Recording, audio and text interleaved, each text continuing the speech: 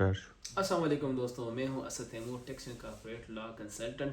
Tax lecture series میں ایک دفعہ پھر آپ کو خوش آمدید۔ ہمارا وہ سلسلہ جو ڈیفینیشن کا ٹرمینالوجیز کا جاری ہے، جس طرح پچھلی ویڈیو میں آپ نے دیکھا سنا، تو اس کے آگے مزید چلتے ہیں۔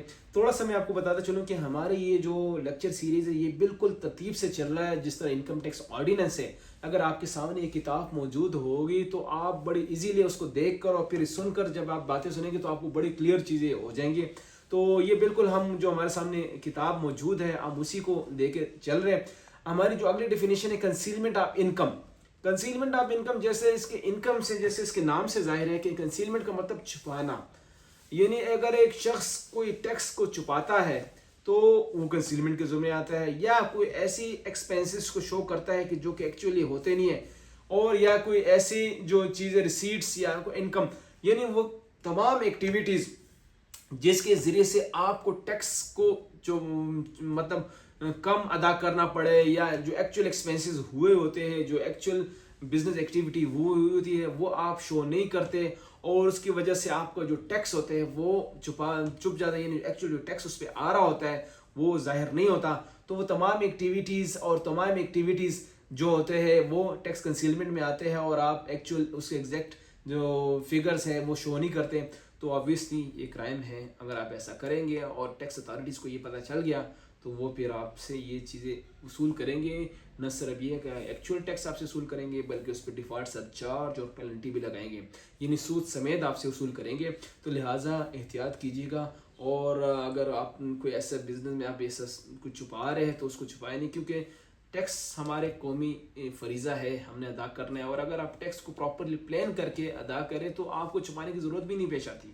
یہ چھپاتے اس وقت ہوتا ہے جب ہماری ٹیکس کی انڈرسٹینڈنگ نہیں ہوتی۔ اگر آپ ٹیکس کی پراپر انڈرسٹینڈنگ ہو اور آپ ٹیکس پلان کریں تو ٹیکس پلاننگ کے ذریعے سے آپ اپنے ٹیکس کو اس طریقے سے مینیج کر سکتے ہیں کہ آپ کو کم سے کم ٹیکس پے کرنے، وہ جو آپ کے ایکچوئل ٹیکس ہوتا ہے وہ اتنا زیادہ نہیں بنتا۔ لیکن ہم شارٹ کٹ کی طرح اس میں تلاش میں بعض اوقات ہم سے کچھ ایسی غلطیاں ہو جاتی ہے کہ بعض اوقات ہمیں ٹیکس بھی زیادہ دینا پڑتا ہے اور جرمانے بھی لگ جاتے ہیں۔ تو اس طرح کنسیلمنٹ سے اپنے آپ کو جتنا اپنے آپ کو بچا سکتے ہو تو بچیں۔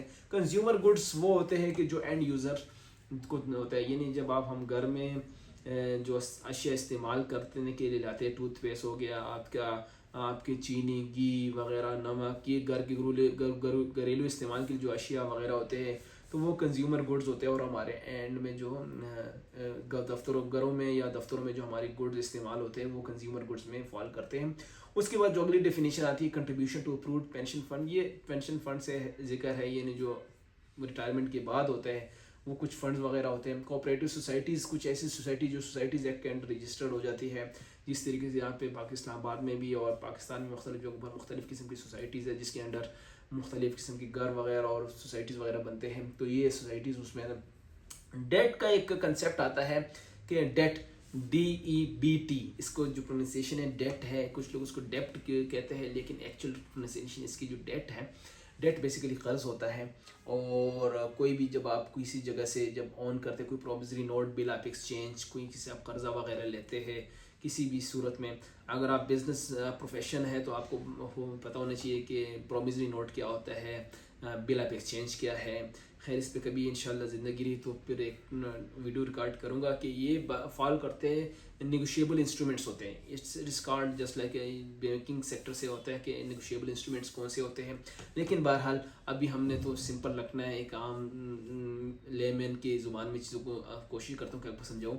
تو ڈیٹ کا مطلب قرضہ ہوتا ہے، جو آپ قرضہ لیتے ہو تو اس کو ڈیڈکٹیبل الاؤنسز کیا ہوتے ہیں؟ وہ تمام الاؤنسز جو کہ آپ اپنے ٹیکس سے کاٹ سکتے ہو، یعنی ڈیڈکٹیبل الاؤنسز جو الاؤڈ ہوتے ہیں، جو چیزیں آپ ڈیڈکٹ کر سکتے ہو اپنے ایکسپینسز وغیرہ سے۔ یعنی جو بزنس میں ہوتا کیا ہے، ٹیکس میں جب آپ کوئی بزنس کر رہے ہوتے ہو تو بزنس انڈیویجول کمپنی، تو آپ کی کچھ ریونیو ہوتا ہے، ریونیو آپ کے سیلز ریونیو، آپ کی ریسیٹس، اور اس کے بعد اس سے آپ اپنے ایکسپینس کو مائنس کر سکتے ہو۔ تو ہر قسم کے ایکسپینس آپ مائنس نہیں کر سکتے، صرف وہی ایکسپینس مائنس کر سکتے ہو جو کہ انکم ٹیکس آرڈیننس آپ کو الاؤ کرتا ہے۔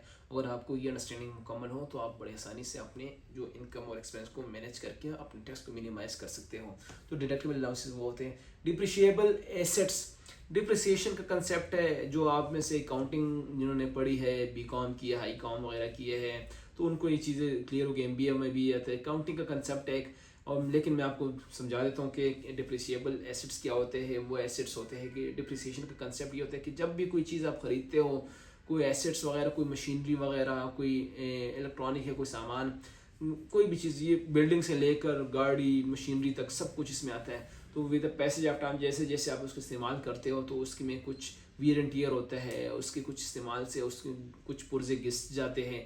تو وہ گھسنا جو ہوتا ہے, وہ ویئر اینڈ ٹیئر جو ہوتا ہے, وہ ڈپریسیشن ہوتا ہے. اور FBR جو ٹیکس لا ہے, ہماری جو انکم ٹیکس آرڈیننس ہے, تو آپ کو یہ الاؤ کرتا ہے کہ وہ جو ایسٹ جو آپ نے مثال کی طرف کوئی چیز آپ نے لاکھ روپے کی خریدی ہو, تو سال کے بعد اگر اس کی 10-15 ہزار روپے اس میں کچھ وہ ہوا ویئر اینڈ ٹیئر ہوا ہو, تو آپ اس کو ایڈجسٹ کر سکتے ہو اور وہ 15 ہزار روپے اپنے ایکسپینس میں شو کر سکتے ہو. تو یہ ڈپریسیبل ایسیٹس اور اسکیمس ہوتے ہیں. ڈیولپمنٹ آف ریٹ کا مطلب کہ REIT ریئل اسٹیٹ انویسٹمنٹ جو ٹرسٹ ہوتا ہے, یہ بھی ایک سارٹ آف ریگولیشن ہوتا ہے. اس میں ہم ڈیٹیل میں فی الحال نہیں جائیں گے کیونکہ یہ بھی ایک ڈیٹیل ٹاپک ہے, بعد میں کسی وقت کریں گے. ڈیجیٹل مینس کیا ہوتا ہے؟ ڈیجیٹل مینس جو آن لائن بینکنگ ہوتے ہیں, انٹرنیٹ کے ذریعے سے جو پیمنٹس وغیرہ آتی ہے, آپ کو پتہ ہے موبائل ایپس آج کل استعمال کرتی ہے, ایزی پیسہ, اور اس طرح سے جو فارن کنٹری سے جو آپ کسی بھی سورس سے آپ کوئی پیسہ جو ٹرانزیکشن وغیرہ ہوتی ہے, تو وہ ساری چیزیں ڈیجیٹل مینز ہوتے ہیں. اور آپ کو انوائسنگ جو ہوتی ہے ڈیجیٹل کے ذریعے سے, تو وہ تمام چیزیں آپ کی ڈیجیٹل, ATM ہو گیا, کیوسک ہوتا ہے گیا, اسی طریقے سے جو بھی پیمنٹس آن لائن یا ڈیجیٹل مینس کے ذریعے سے, انٹرنیٹ, موبائل, کمپیوٹر کے ذریعے سے جو پیمنٹ ہوتی ہے, وہ ساری ڈیجیٹل مین کے ذریعے سے ہوتا ہے. اس میں ایک ڈیفینیشن انہوں نے اس دفعہ ایڈ کی ہے ایک اور, ڈیجیٹل ڈیلیورڈ سروسز. جو سروسز, یہ بڑا امپورٹنٹ ہے اور یہ نئی ڈیفینیشن ہے کہ وہ تمام سروسز جو الیکٹرانک کے ذریعے سے, انٹرنیٹ کے ذریعے سے آپ کسی سروسز کسی بھی کمپنی کو آپ دیتے ہو, انٹرا پرسن انٹریکشن, یعنی میڈیسن, میڈیسن ہو گیا, ای لرننگ ہو گیا, on line banking services, architecture design, وہ تمام یہ وہ سروسز ہے جو ڈیجیٹل ذریعے سے آپ کرتے ہو. مثال کے طور پر آپ کوئی سافٹ ویئر کی کمپنی آپ کی ہے, آپ کوئی سافٹ ویئر کسی کے لیے بنا رہے ہو, یا آرکیٹیکچر ہو, آپ آرکیٹیکچر بناتے ہو. اگر آپ کوئی پروفیشنل, جس طریقے سے ہم ٹیکس کارپوریٹ کے لائرز ہیں, تو چیزیں ڈیجیٹلائز ہو گئی ہے. اب ایک شخص یہاں پہ پاکستان میں موجود نہیں ہوتا, لیکن ہم اس کی کمپنی بھی بن جاتی ہے, اس کے ٹیکس ریٹرنز بھی فائل ہو جاتے ہیں, تو ساری چیزیں ہم سروسز آن لائن دیتے ہیں. اگر اسی طریقے سے اگر آپ گرافک ڈیزائنر ہے, سافٹ ویئر انجینئر ہے, آرکیٹیکچر ہے, میڈیسن, ٹیلی میڈیسن ہے, آپ ڈاکٹر ہے, تو یہ بھی ایک بزنس ہے, آپ ڈاکٹر آن لائن لوگوں کو پرسکرپشن دے رہے ہوتے ہو, تو وہ تمام چیزیں جو ڈیجیٹل ڈیلیورڈ سروس یہ اس میں فال کرتا ہے, اس چیز میں آتا ہے.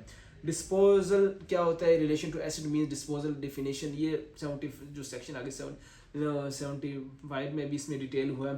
ڈسپوزل ہوتا ہے, ڈسپوزیبل انکم بھی ہو سکتا ہے, ڈسپوزیبل مختلف چیزیں ہوتی ہیں, تو اس میں ڈسپوزیبل جس طرح سے معنی سے ہوتا ہے کہ جو آپ استعمال کرتے ہو اور اس کے استعمال کرنے کے بعد پھر وہ ختم ہو جاتا ہے. پھر ڈسٹریبیوٹر آتا ہے. بزنس, اگر آپ کوئی بھی بزنس کر رہے ہو تو اس میں مختلف ڈسٹریبیوٹر سے آپ کا واسطہ پڑتا ہے. کوئی بھی جو مینوفیکچرر ہوتا ہے, کوئی مینوفیکچرنگ یونٹ, کارخانہ ہو جو ہوتا ہے, انڈسٹری ہوتی ہے, تو وہ جب آپ نے کوئی پروڈکٹ کو مینوفیکچر کرتا ہے تو اس کے لیے ڈسٹریبیوٹرس مختلف سٹیز میں مقرر کرتے ہیں. وہ ڈسٹریبیوٹر پھر اس کے پروڈکٹس کو آگے سیل کرتے ہیں, ہول سیلرس کو دیتا ہے, پھر اس کے بعد ریٹیلرس کو آتا ہے. تو یہ ڈسٹریبیوٹر وہی ہے. اس طرح میڈیسن میں بہت سے ڈسٹریبیوٹر ہوتے ہیں اور ہر پروڈکٹ میں ڈسٹریبیوٹر ہوتا ہے. تو میرے خیال میں اب جو اگلی ڈیفینیشن ہے وہ ڈیویڈنڈ آ رہا ہے, اس پہ ہم اگلے لیکچر میں بات کریں گے. آج کے لیے اتنا ہی کافی ہے. میں امید کرتا ہوں کہ ہماری جو ڈسکشن ہے اس سے آپ کو کافی چیزیں کلیئر ہو چکی ہوں گی. پھر بھی اگر کوئی کنفیوژن ہے تو ہمارا آفس, ہم اسلام آباد بیسڈ ہے, ہمارا آفس اسلام آباد کے جو قریب ہے وہ تو ہم سے یہاں پہ بھی رابطہ کر سکتے ہیں. جو اسلام آباد سے باہر لوگ ہیں تو ٹیلی فونک کے ذریعے سے یا ای میل کے ذریعے سے کوئی بھی قسم کی کلیریفیکیشن چاہیے تو ہماری ٹیم بھی یہاں پہ موجود ہے, میں خود بھی یہاں پہ موجود ہوتا ہوں. تو انشاءاللہ کوشش ہماری یہ ہوگی کہ ہم آپ کی رہنمائی کریں اور آپ کی انڈرسٹینڈنگ کو بہتر سے بہتر کر سکیں. تو آج کے لیے اتنا ہی کافی, ہمیں اجازت دیجیے گا. بہت شکریہ. السلام علیکم.